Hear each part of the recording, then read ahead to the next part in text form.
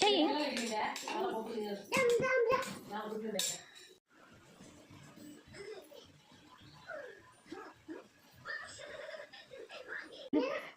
ఇచ్చేయి ఇచ్చేయి చిలక ఎత్తుకోపోయచ్చు. ఏ నా చీర రాది, నేను కూర్చోవాలి కదా, నువ్వు నీ చీరలో కూర్చో. అమ్మా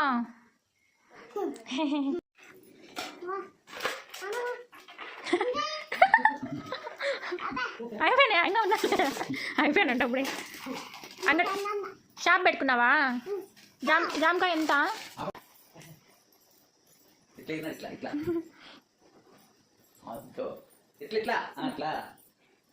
తిరగకూడదంట.